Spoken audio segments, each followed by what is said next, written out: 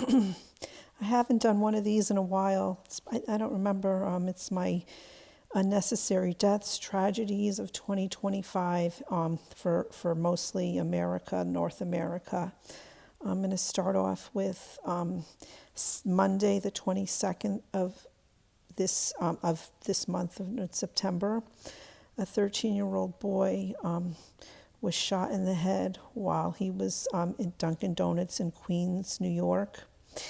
And he was transferred to Cohen's Children's Hospital. It's a division of NYU, Langone hospital system. And unfortunately, 2 days, he was brain dead.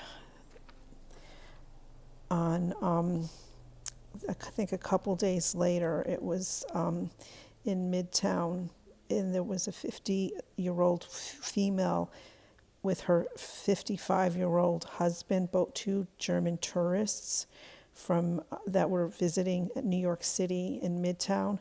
They were on Fifth Avenue and around 40th Street. I think that's actually the east, going towards the west side, West 40th. That's like where the New York Public Library is. They were hit by a van, and the man ran away, and he was finally apprehended, like I think on 8th Avenue and 38th Street. And his name was Mohammed Abu Zaida.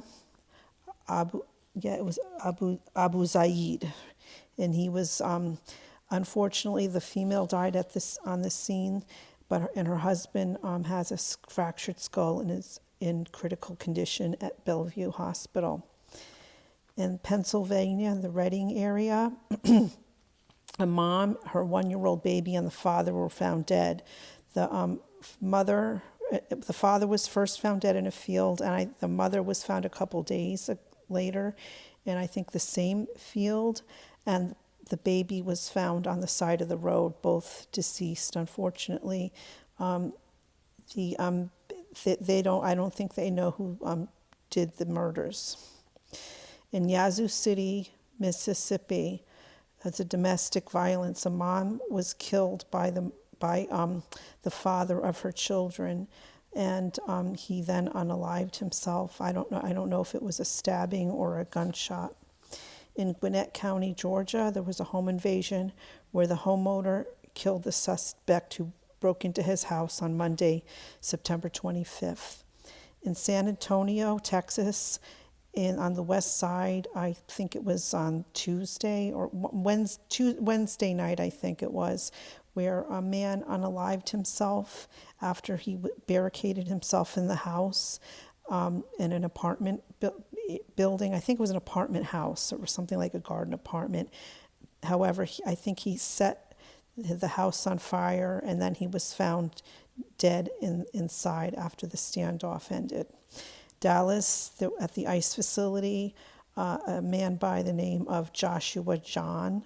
He was 29 years old. He went on the rooftop and aimed fire at the van carrying detainees. He injured three detainees. He shot 3 detainees. I believe one of them died, and he then unalived himself. In Richmond, California, a mother of 5 who was 43 years old by the name of Selma Reyna was crushed to death by packages at her UPS facility. An 8-year-old boy in Missouri County and the St. Louis area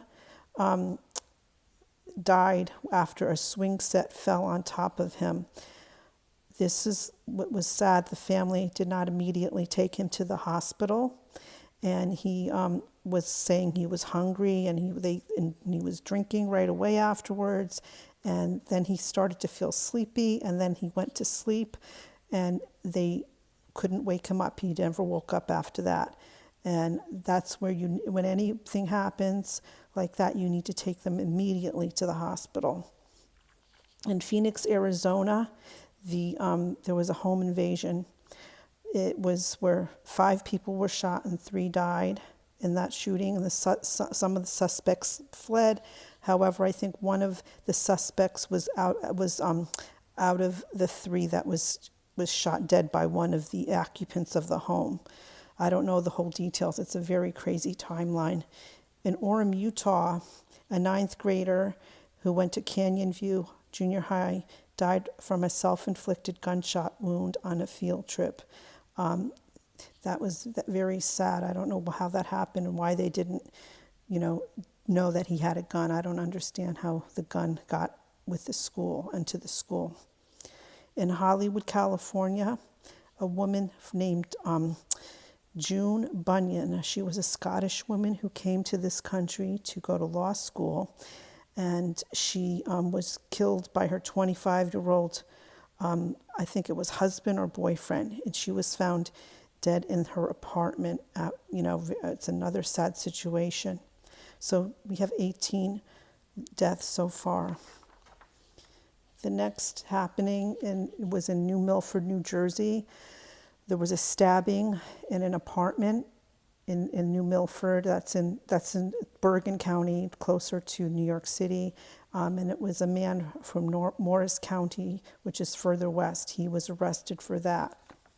In Austin, Texas, a woman was stabbed by her estranged husband named Frederick Spears, 55-year-old male, who was recently put in jail by her. There was some issues that were going on, I believe domestic violence-wise.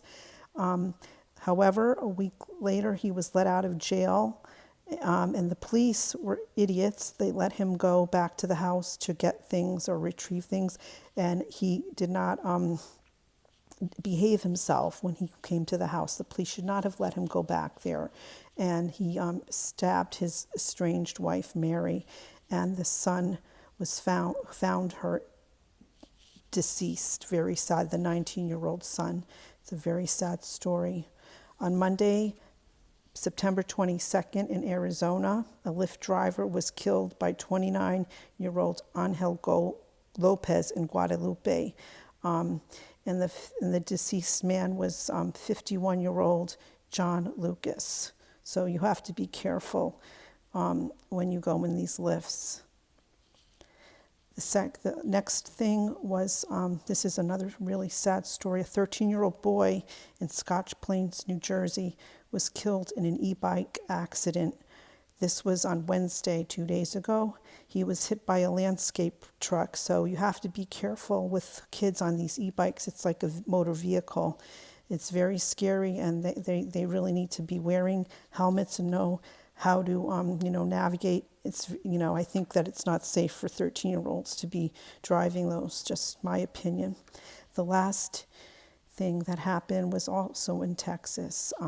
James Paul Anderson was on trial, former school teacher, and he was awaiting sentencing for killing his wife 2 years ago. In the courtroom, when he was in the courtroom, he ingested drugs, and he died on his way to the hospital, and the Narcan didn't work. So far that was 5 people. So we have 5 plus the 18, so we have 23 unnecessary deaths. I'm sure there will be more happening. It's just the weekend about to start. Take care.